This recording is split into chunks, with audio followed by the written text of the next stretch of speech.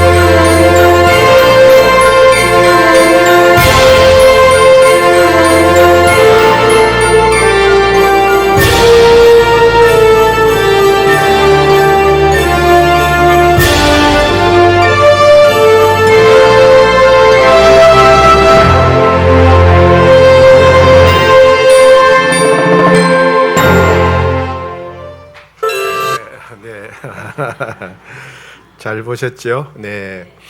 네, 이와 같이 전 세계 거의 대부분의 나라에서 크리스마스를 기다리고 또 축하하고 트리를 세우고 이렇게 하는데, 그러나 많은 사람들이 이 크리스마스 성탄절에 관해서 오해하는 것이 몇 가지 있습니다. 오늘은 그 오해하는 몇 가지를 중심으로 하나님께서 우리에게 주시는 말씀을 듣고자 합니다.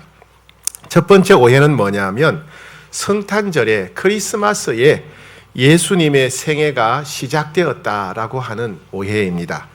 사람이든 동물이든 태 속에 태아가 생기면서 생명이 시작되고 태어나면서부터 생애가 시작됩니다. 그래서 태어나면서부터 나이가 계산되고 있죠.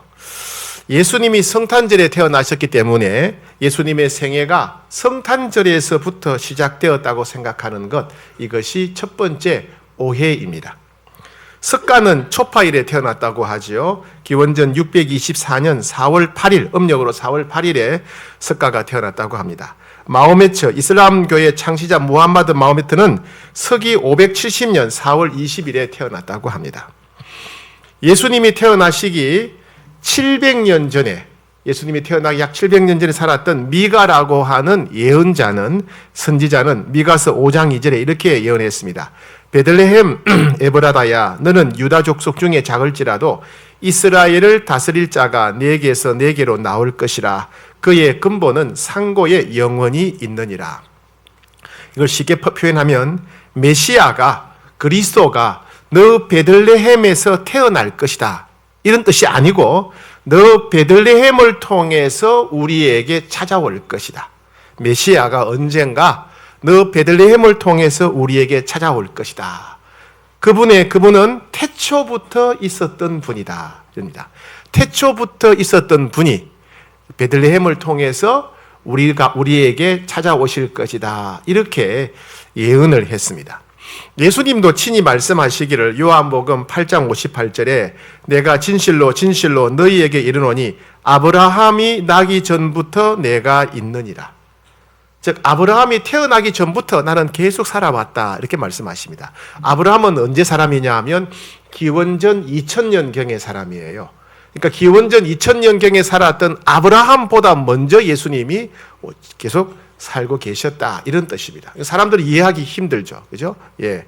네 나이가 50쯤 돼 보이는데 어떻게 아브라함 때부터 살았느냐라고 사람들이 항의하고 따졌습니다. 사도 요한도 요한복음 1장 1절 2절에 태초에 말씀이 계시니라. 이 말씀이 하나님과 함께 계셨으니 이 말씀은 곧 하나님이시라. 여기서 말씀은 예수님을 가리킵니다. 태초에 예수님이 계시니라. 이 예수님이 하나님과 함께 계셨으니 이 예수님은 곧 하나님이시다. 즉 예수님은 태초부터 하나님과 함께 계셨던 하나님과 동등한 분이시다, 이런 것입니다.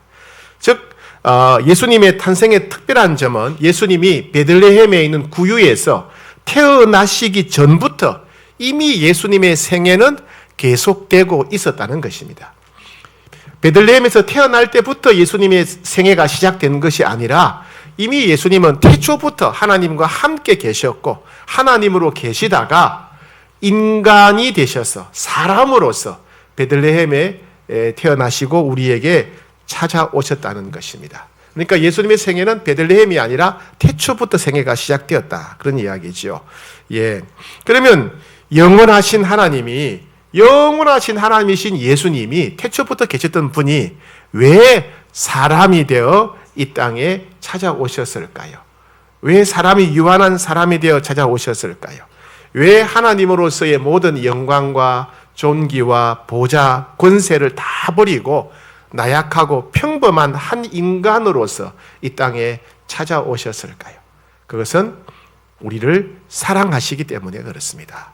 우리를 사랑하시기 때문에 우리와 함께 하시고자, 우리에게 하나님 나라의 길을 열어 보이고자, 그리고 우리의 죄의 문제를 해결하시고자 이 땅에 사람이 되어 찾아오신 것입니다.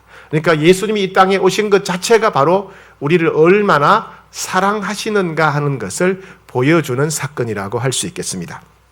이런 이야기가 있죠. 한 나라의 왕자가 어느 날 왕궁 밖으로 산책을 나갔다가 왕궁 밖 길거리에서 자고 있는 천민들 중에서 한 여인을 발견하게 되고 그 여인을 사랑하게 되었습니다.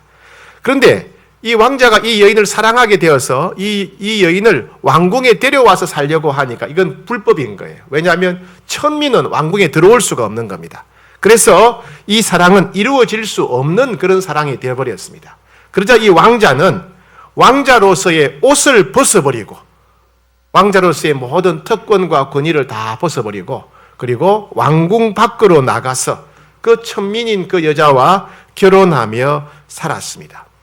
이 여인을 너무나 사랑했기 때문에 모든 권세, 왕자로서의 모든 권세, 부귀, 안락함, 특권을 다 버리고 그 여인을 얻기 위해서 모든 걸 버리고 성 밖으로 나가서 그 여인과 결혼한 것입니다. 왜냐하면 이 왕자에게는 이 여인이 세상 무엇과도 비교할 수 없을 만큼 가치 있고 소중한 사람이 되었기 때문에 그렇습니다.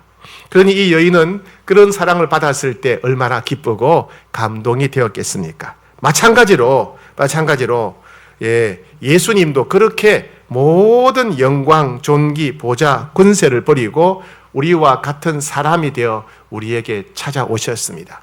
그 천한 여인이 자신을 사랑하기 위해서 왕자로서의 모든 권세와 특권을 다 버리고 찾아온 그 사랑을 보고 감동받았듯이 우리도 예수님을 바라볼 때, 이 땅에 태어나신 예수님 바라볼 때, 예수님이 이렇게 우리를 사랑하시는구나, 이렇게 우리와 함께 계시려고, 이렇게 우리에게 하나님 나라의 길을 보여주시려고, 이렇게 우리의 죄의 문제를 해결하려고 우리와 같은 사람이 되어 찾아오셨구나 하는 걸 알 수 있습니다. 즉 성탄절은 예수님이 우리를 얼마나 사랑하시는가를 우리가 알 수 있는 날입니다. 성탄절은 예수님이 우리를 얼마나 사랑하시는지 온 세상 가운데 밝히 선포한 날입니다. 우리는 성탄절이 다가올수록 그냥 예수님이 오셨다라고 그칠 것이 아니라 예수님이 이렇게 우리를 사랑하시는구나, 나를 사랑하시는구나, 그 사랑을 묵상하고 또 그 사랑에 감사하고 그 사랑 때문에 주님께 경배하는 그런 절기가 되어야 되겠습니다. 두 번째 성탄절에 대한 오해는 뭐냐면 예수님이 태어나실 때 베들레헴의 구유를 선택하신 것은 예수님의 능력이 없었기 때문에 그런 게 아니냐라고 하는 오해입니다. 누가복음 2장 6절에 보니까 거기 있을 때에 해산할 날이 차서 첫 아들을 낳아 강보에 싸서 구유에 뉘었으니 이는 여관에 있을 곳이 없음일러라 그랬습니다.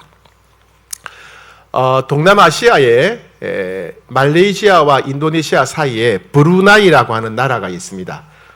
경상남도만 하는 나라니까 너무 작아서 잘 알려지지 않았습니다. 브루나이라는 나라는 처음 들었죠. 네, 이 나라는요 굉장히 작은 나라인데 원유 가스를 수출하는 나라입니다. 원유를 수출하는 나라인데 국민 1인당 국민 총 생산이 4만 달러, 5만 달러가 넘어요. 우리보다 더 부자입니다. 부자, 잘 삽니다.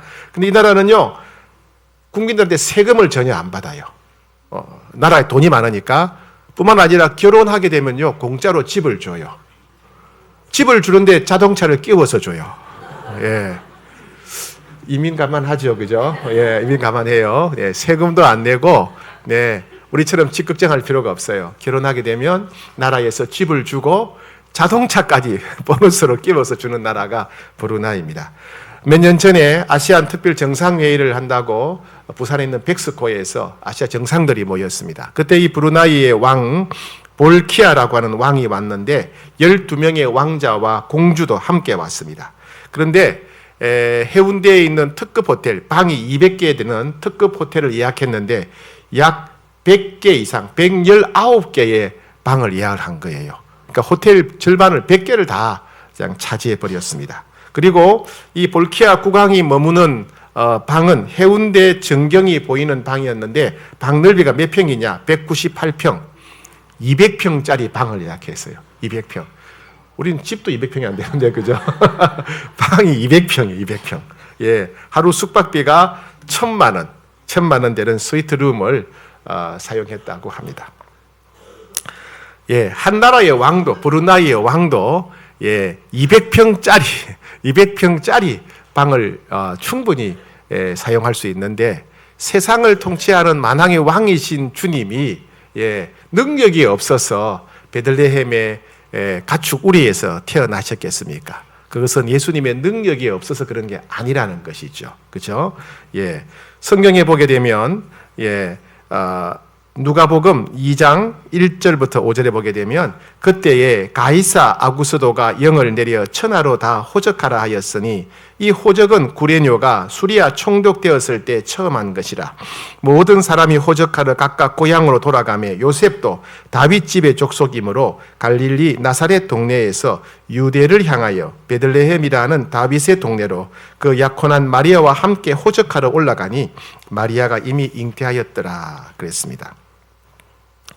하나님은 예수님이 태어나시기 700년 전에 메시아가 베들레헴에서 태어날 것이다. 베들레헴을 통해서 사람이 되어 찾아오실 것이라고 예언하게 하셨죠. 그리고 이 예언을 이루시기 위해서 즉 예수님의 어머니인 마리아와 법적인 아버지인 요셉이 나사렛에 살고 있었는데 베들레헴에 가도록 그렇게 역사하셨어요. 어떻게 해요? 그 당시 세계를 다스렸던 로마 황제 가이사 아구스도의 마음을 움직여서 로마 황제 가이사 아구스도에게 로마 제국 내에 있는 모든 사람들이 고향에 돌아가서 호적을 하게 하려고 하는 마음을 넣어주셨어요. 그래서 로마 황제 가이사 아구스도가 로마 제국에 있는 모든 사람들에게 너희는 전부 다 고향으로 돌아가서 호적 등록해라 이렇게 지시를 내리게 하십니다. 즉 그 예언을 미가서 5장의 예언을 성취하시기 위해서 로마 황제의 마음을 하나님께서 만져주셨다는 것입니다. 자, 그 예언을 이루기 위해서 로마 황제의 마음을 만지셔서 로마 제국 전체의 인구조사를 하게 하시고 이를 통해서 마리아와 요셉이 베들레헴으로 가게 하시고 또 이를 통해서 미가의 예언을 성취하게 하신 것입니다. 그렇게 세상의 역사를 주관하시는 분이라면 그 방 한 칸 하나님 못 구하시겠습니까? 그죠? 지금 하나님은 베들레헴이 아니라 로마 황제의 왕궁에서도 능히 예수님이 태어나게 하실 수 있는 분이시죠. 네. 그런데 왜 그렇게 세상을 주관할 수 있는 권세와 능력을 가지신 주님이 왜 화려한 왕궁이나 스위트룸에서 호텔에서 태어나게 하지 않으시고 가축들이 사는 우리에서 태어나게 하시고 그것도 가축들이 사료를 먹는 구유에서 누워 있게 하셨을까요? 네.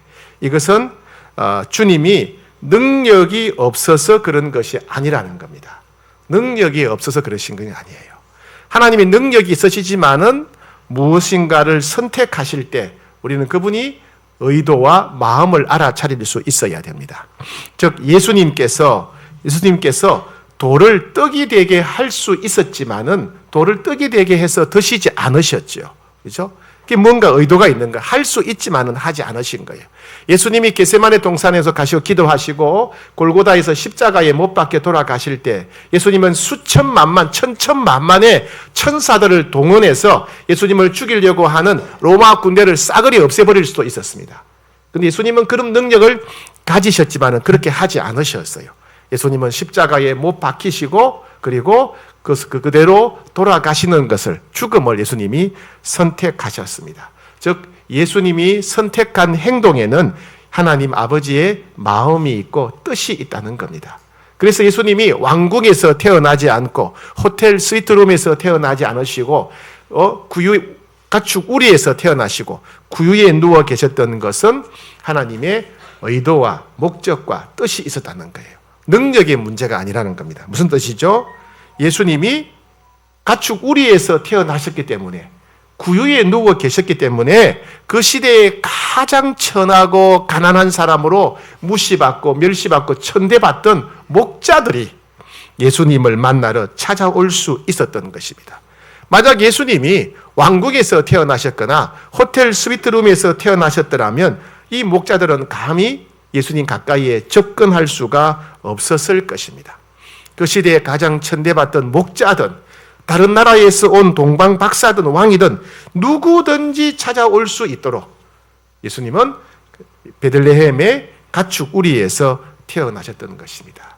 예수님은 어떤 사람도 차별하지 않고 모든 사람을 만나기를 원하시고 누구든지 원하는 사람은 누구든지 예수님을 만날 수 있도록 그렇게 예수님은 구유에서 우리에서 태어나셨던 것입니다. 요한복음 7장 37절에 예수님 이렇게 말씀하셨어요.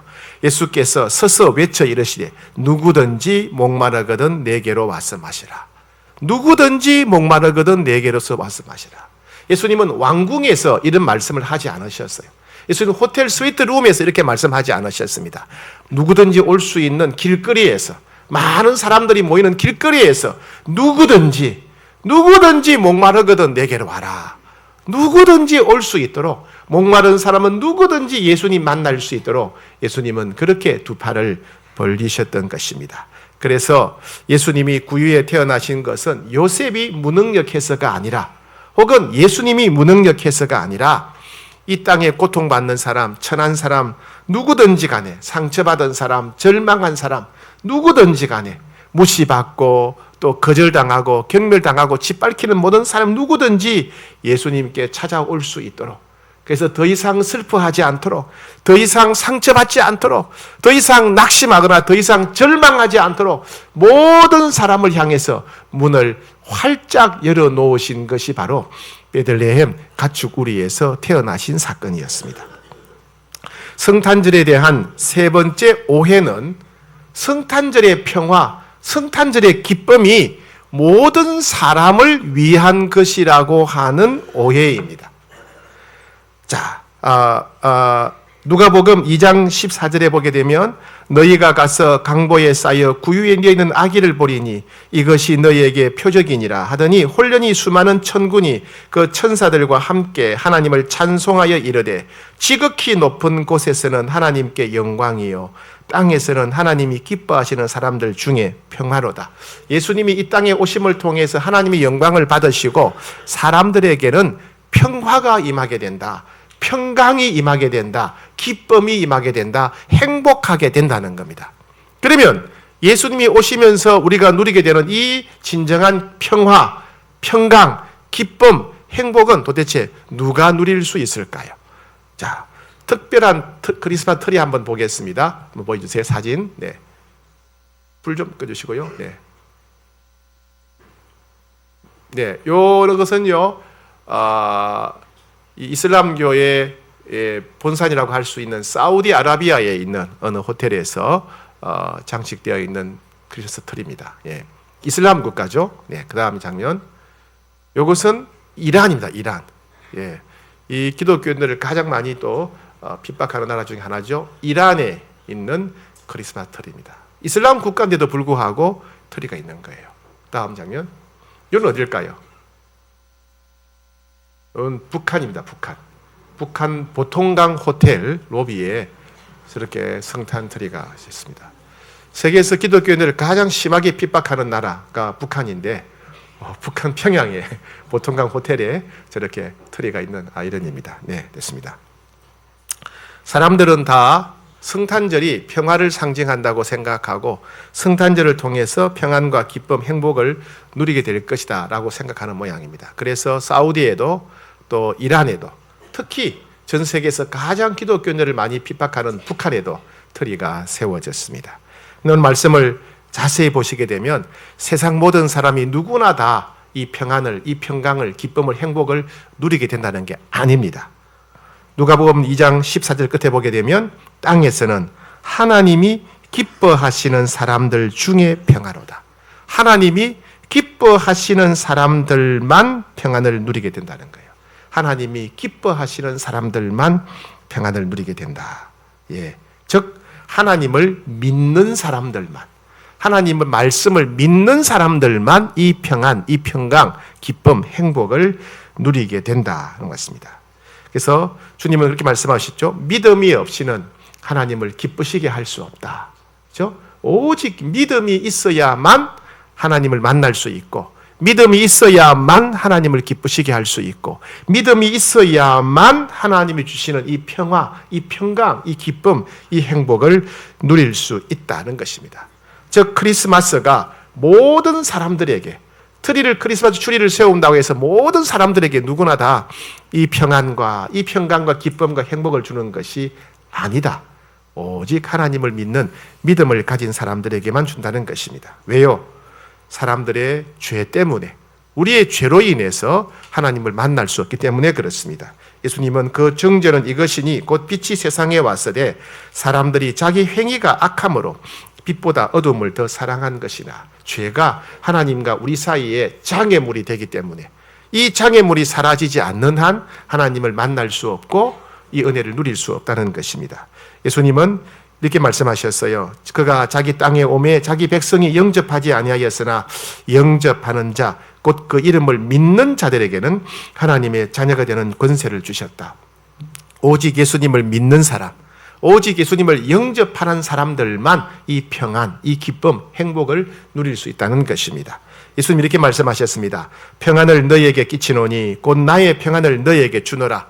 내가 너희에게 주는 것은 세상이 주는 것과 같지 아니하니라. 너희는 마음에 근심하지도 말고 두려워하지도 말라. 마음에 근심과 두려움이 가득 찬 사람들에게 예수님이 세상이 줄 수 없는 평강을 주시는데, 평안을 주시는데, 이것은 아무나 주는 것이 아니라 예수님을 믿는 제자들에게만 이 은혜를 주신다는 것입니다. 하나님은 우리들에게 예수 그리스도라고 하는 평화의 선물을 보내주셨어요. 평강의 선물을 보내주셨어요. 이 평강의 선물을 열 수 있는 열쇠는 오직 하나님에 대한 믿음, 예수님에 대한 믿음뿐이라는 것입니다. 그래서 바울도 소망의 하나님이 기쁨과 평강을 믿음 안에서 너희에게 충만하게 하실 것이다. 믿음을 가진 사람들만 하나님이 기쁨과 평강을 주실 것이다. 예, 모든 지각에 뛰어난 하나님의 평강을 누릴 수 있는 비결은 모든 일에 기도와 간구로 구할 것을 하나님께 아뢰는 믿음을 가진 사람들 뿐이다라는 말씀입니다. 그래서 성탄절은 사람이 줄 수 없고 사람이 얻을 수 없는 신령한 평안, 기쁨, 행복을 부어주시는 날인데 그것은 오직 믿음을 가진 사람들이라는 것입니다. 오늘 예배에 참여한 여러분, 여러분의 그런 믿음을 통해 주님께서 세상이 받을 수 없고 세상이 줄 수 없는 그런 평강, 기쁨, 또 감사를, 행복을 여러분 가운데 부어주심을 믿으셔야 됩니다. 그게 성탄절입니다. 말씀을 정리하겠습니다. 성탄절은 탁월한 한 인간이 태어난 날이 아닙니다. 창세전부터 계셨던 전능하신 하나님께서 우리가 볼 수 있도록, 우리가 알 수 있도록 우리와 같은 사람이 되셔서 우리에게 찾아오신 기적의 날입니다. 우리와 같이 되시려고, 우리 대신 십자가를 지시려고, 우리를 대표해서 십자가를 지시려고 우리에게 찾아오신 날입니다. 그래서 성탄절은 예수님이 우리를 얼마나 사랑하시는가, 예수님이 얼마나 우리를 사랑하시는가 역사 가운데 분명히 보여주신 날입니다. 우리는 성탄절을 맞이하면서 주님의 사랑을 더 깊이 묵상하고 감사하는 날이 되어야 되겠습니다. 두 번째, 성탄절은 가장 낮은 자, 상처받은 자, 버림받은 자, 소망이 없는 자를 위해서 오신 날입니다. 누구든지 예수님께 나아오는 자는 아무런 장애 없이 만날 수 있도록 예수님이 구유에 태어나신 날입니다. 그렇다면 여러분, 우리 가운데 누구든지 마음이 슬픈 사람들, 외로운 사람들, 답답한 사람들, 고통스러운 사람들, 부끄러움과 수치심을 느끼는 사람들, 억울함이 있는 사람들, 소망이 없는 사람들, 마음이 아픈 사람들, 누구든지 예수님을 만날 수 있습니다. 여러분들을 위해서 예수님이 이 땅에 오신 것입니다. 그래서 성탄절에는 누구도 절망하지 않고, 누구도 낙심하지 않고, 누구도 인생을 포기하지 않고, 누구도 슬픔에 빠지지 않는 그런 날이 되어야 됩니다. 세 번째, 성탄절은 오직 예수님이 하나님이심을 믿는 자, 예수님이 우리의 모든 죄짐을 감당하셨음을 믿는 자들만 은혜를 누리는 날입니다. 성탄 트리를 세운다고 다 누리는 것이 아니라 오직 예수 믿는 자들만 하나님이 평강을 부어주시고 기쁨을 부어주시고 소망을 부어주시는 날입니다. 믿음으로 그 은혜, 그 기쁨, 그 평강을 누리는 여러분 되시기를 축복합니다. 오늘 여러분들이 어떤 마음으로, 어떤 생각으로, 어떤 형편 가운데 예배에 오셨던지 간에 예수님께서 여러분 모두의 심령에 그 평강을, 약속하신 평강을 부어주시기를 축복합니다. 이해할 수 없는 평강, 모든 환경을 뛰어넘는 평강, 모든 슬픔과 근심과 두려움을 이기는 그 평강이 여러분에게 가득하기를 축복합니다.